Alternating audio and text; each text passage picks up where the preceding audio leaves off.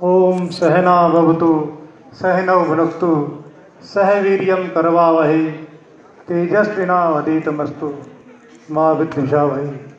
ओम शांति शांति शांति। मंचासीन सभी विद्वानों को तथा सभागार में उपस्थित विद्वान विदुषी, इस कार्यक्रम के आयोजक, उन सबको मैं सादर नमन अभिनंदन करते हुए अल्प समय में अपनी बात रखने का प्रयत्न करूंगा। मैं आपके यहाँ समीप से ही आया हूँ, बहुत दूर से आगमन नहीं हुआ है। हरियाणा और राजस्थान में कोई अंतर नहीं है, लेकिन जिस पृष्ठभूमि को लेकर के मैं आया हूँ मैं थोड़ा ध्यान करवाना चाहूँगा।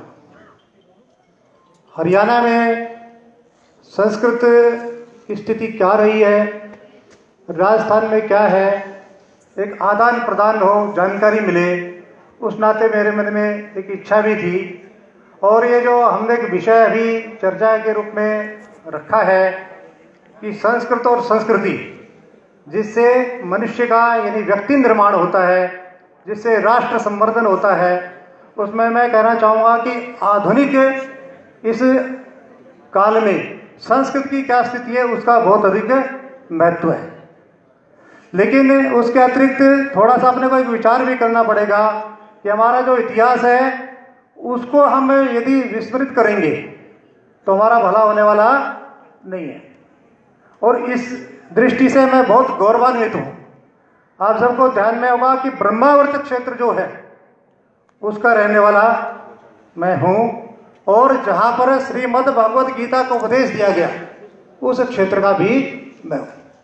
यानी श्रीमद् भगवद गीता जिसमें कर्म करने का एक मूल मंत्र दिया गया है कि हमें कर्मशील रहना चाहिए, हमें सतत प्रयत्न करना चाहिए। और हम ध्यान भी करते होंगे जो श्रीमद् भगवद गीता जिस ग्रंथ का मूल ग्रंथ का है, जो महाभारत जिसको हम बोलते हैं, जिसका कहा भी गया कि धर्मे चार्ते मोक्षे च यदि हास्ति तदन्यथा यज्ञ नास्ति तत्क्वचित्, ऐसा उसमें कहा गया है।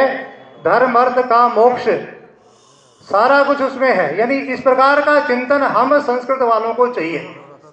ऐसा दृष्टिकोण यदि हमारे पास होगा तो हम फिर एक अच्छा व्यक्ति निर्माण, अच्छा नागरिक, उस प्रकार का सोच हम रख सकते हैं। और उसके लिए आवश्यक है कि इस समय संस्कृत और संस्कृति उसका अधिक प्रवाह हमारे यहाँ पर उसका प्रफुल्लन हो, उसका अधिक विकास हो, उसकी अत्यंत आवश्यकता है। और मैं बताना चाहूँगा कि राजस्थान और हरियाणा में थोड़ा भी हम इस प्रकार की बात करते हैं तो हमारे एक साथी अभी बैठे हुए थे, बात कर रहे थे कि राजस्थान को हरियाणा क्या सिखाएगा।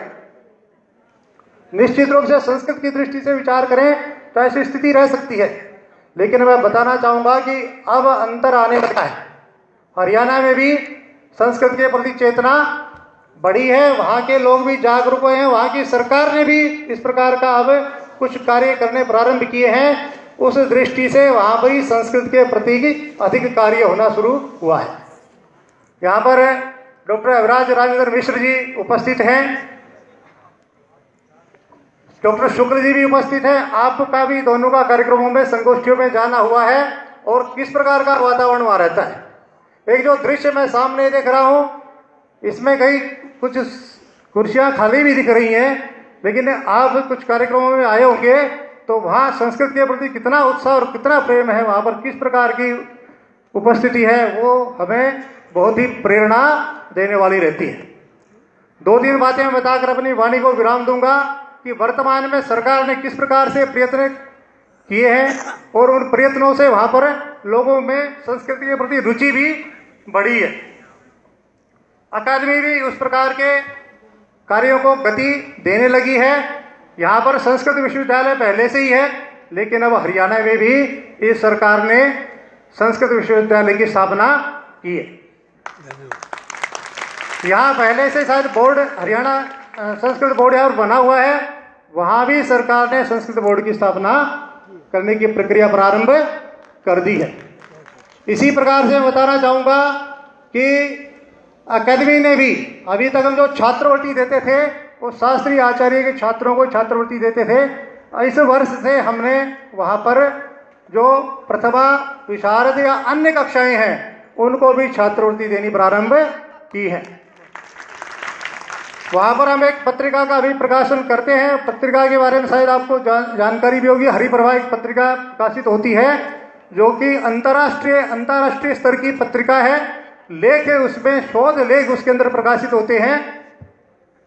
उसके साथ साथ हमने एक हरिवाक पत्रिका भी प्रारंभ करने की प्रक्रिया शुरू कर दी है, जिसमें हमारी मौलिक रचनाएं, कविताएं और इस प्रकार की कथा कहानियां संस्कृत की वो हम प्रकाशित करवा सकते हैं। और मैं यहाँ विद्वानों को बताना चाहता हूँ कि जो अभी तक हम विद्वानों को सम्मान देते थे उनमें 3 पुरस्कार हमने प्रारंभ किए हैं और एक पुरस्कार जो अभी तक हरियाणा के सभी विद्वानों को मिलता था, हरियाणा से बाहर राष्ट्रीय स्तर पर अथवा अंतर्राष्ट्रीय स्तर का कोई भी विद्वान उसके लिए योग्य है, उसके लिए उसकी अर्हता बनती है, तो एक पुरस्कार इस प्रकार का भी हमने प्रारंभ किया है।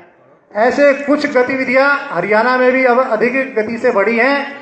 मेरा आने का जो उद्देश्य था यहाँ पर वो यही था कि राजस्थान, वैसे तो मैं राजस्थान के पास का हूँ और सब रिश्तेदारियाँ संबंध मेरे राजस्थान में ही हैं, तो बहुत बार तो मन में राजस्थानी भाव भी आता ही रहता है, लेकिन यहाँ की बहुत ज़्यादा जानकारी न होने के कारण इसी सोच के साथ मैं आया था कि राजस्थान में संस्कृत में क्या क्या किस प्रकार की गतिविधियां हो रही हैं ताकि हरियाणा में भी हम उसको जाकर कर सकें। लेकिन कुछ बातें मैं बताना भी चाहता था कि हरियाणा में किस प्रकार से संस्कृत के लिए काम होना प्रारंभ हुआ है।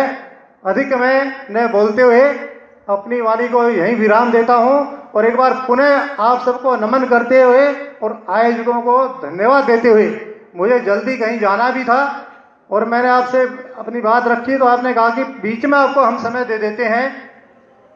उस दृष्टि से आपने नियोजना की, उसके लिए मैं बहुत बहुत धन्यवाद करता हूं और यहाँ विद्वानों को पुनः नमन करते हुए अपनी वाणी को विराम देता हूं। बहुत बहुत धन्यवाद। जयतु संस्कृतम, जयतु भारतम।